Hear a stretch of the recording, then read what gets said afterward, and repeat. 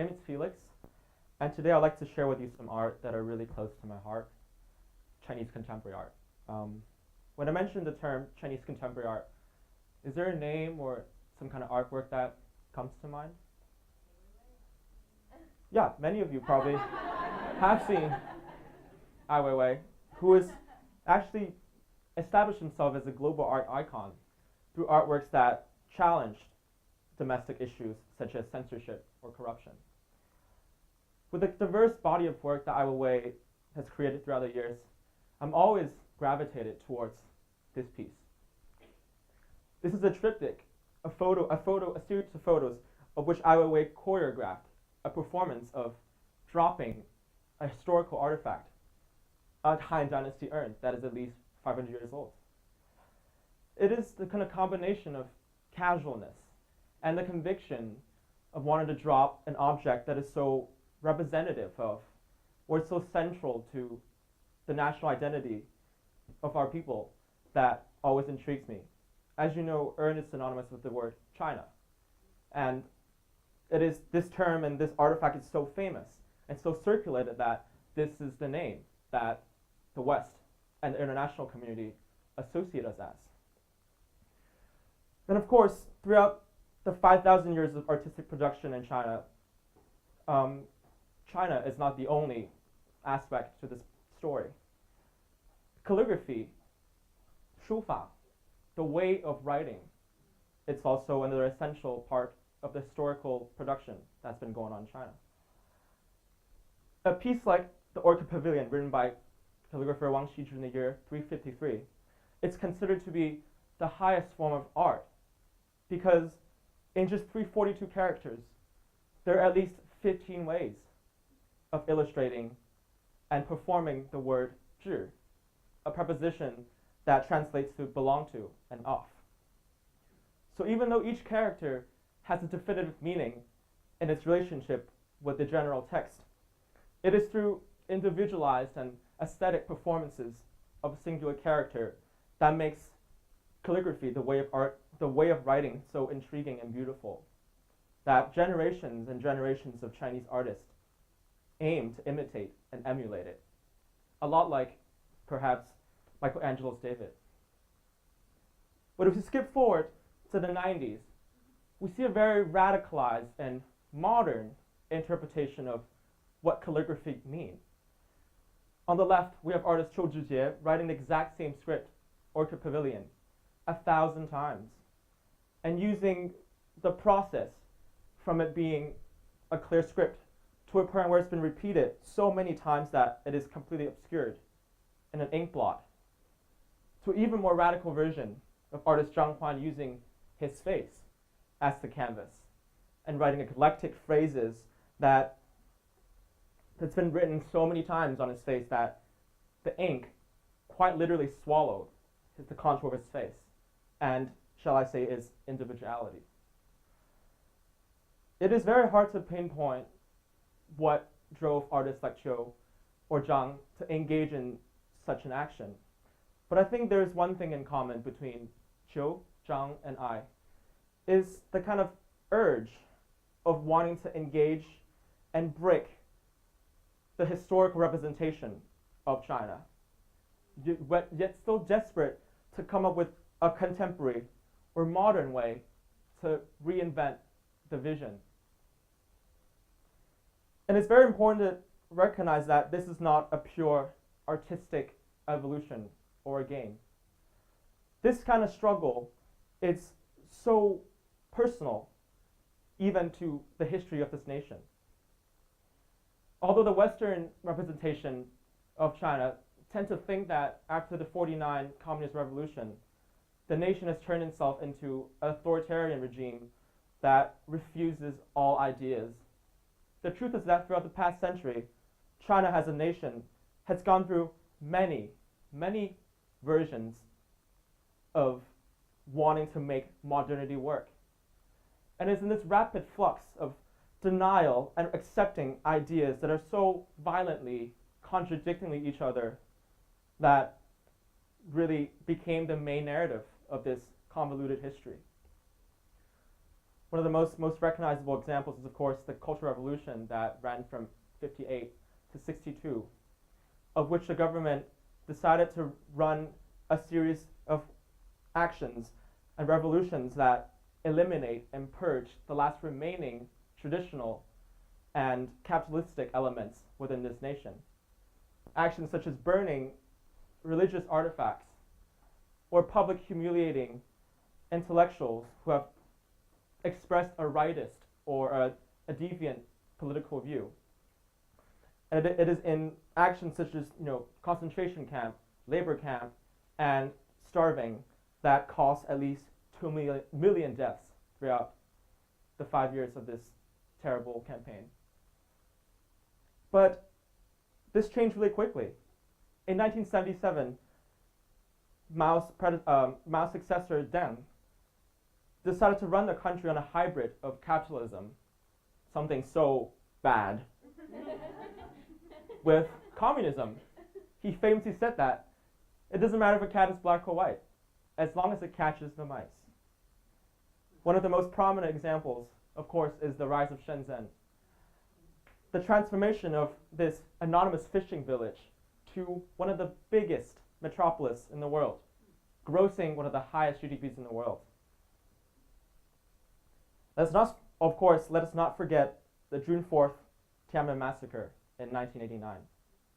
On this day, over 1 million protesters, making up students and intellectuals alike, surrounded Tiananmen Square, demanding a series of democratic reform that helped to make to make the nation a more transparent and transparent nation. People spoke about wanting to have policies that could end corruption or could end censorship. And of course, this event ended in bloodshed, causing at least 500 deaths and thousands of injuries. So what we have here is a very complicated and tragic narrative. So what is an artist's job and role to represent this disjointed narrative? I think I find a lot of clarity in Chinese art historian Gaoming Lu, who says that third world countries have experienced modernity more through changes in their social environments and political spaces than through more abstract notions of time and epoch. And I think in saying so, Gao is challenging us to look at Chinese contemporary art not as a pure artistic or aesthetic movement that I think us in the West tend to associate when we look at a linear time history of modern art. Rather, it is artists such as the Beijing East Village group that we see in the back who are desperately trying to use visual art as a way to translate the existential struggles that China and the Chinese are going through. One of the most important art in the post-89 era that shook the art world and its viewers is Yue Mingjun's execution in 1995. The title and the composition of the painting alludes to events such as the Cultural Revolution or the Tiananmen Massacre. But instead of featuring a really journalistic portrayal of the event on the right, Yue Mingjun decided to appropriate a very canonical painting in the West, Francisco Goya's The 3rd of May, 1808.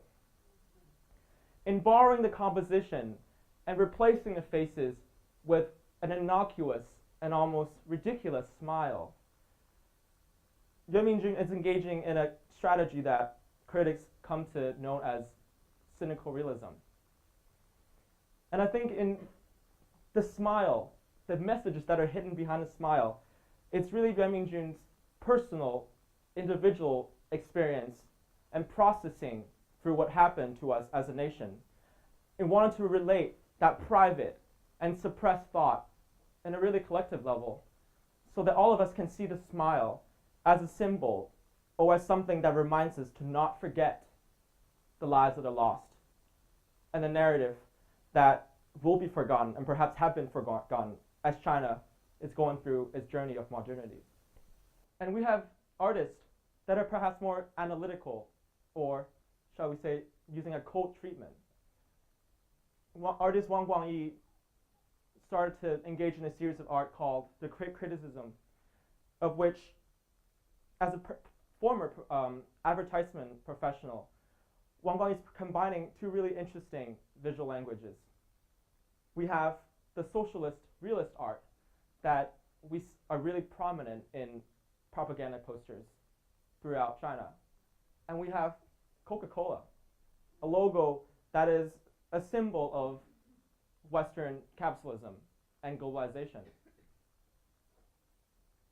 In combining the visual languages of the two into a really seductive, colorful ad, I think Wang Guangyi's criticism is pretty poignant.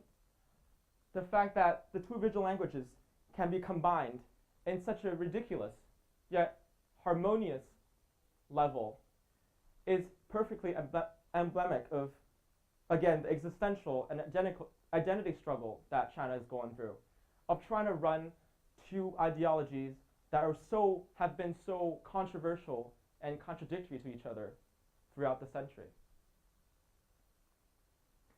And of course, there are artworks that just simply click.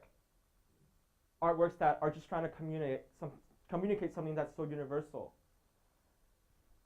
Song Dong's video installation, Touching My Father, is a video of which the artist cast a light that shapes the contour of his hand in caressing his father, who had passed away by the time the artist created the piece. And I think it is in this touching that is not exactly physical, but yet in some way carry an even heavier weight than something physical, that illustrates a dialogue that was not possible within a definitive time and space. And that perhaps is why sometimes we find ourselves going back to artworks and to communicating some of the most difficult topics. I'd like to end my presentation with a pretty recent project of artist Tai Guoqiang, who has actually garnered a lot of international and Western success. In the summer of 2016, Tai decided to return his hometown, Fujian, China, to ignite a skyladder that is a quarter-mile high in order to pay homage to the people of his hometown and to his grandmother. Tai is actually also a believer of spirits and extraterrestrial life. So it is in creating a colossal artwork that breaks through the surface of the earth that Tai is trying to engage in a dialogue that has transcended the planet that we live on. And perhaps this is a go at trying to answer the question of what is Chinese contemporary art.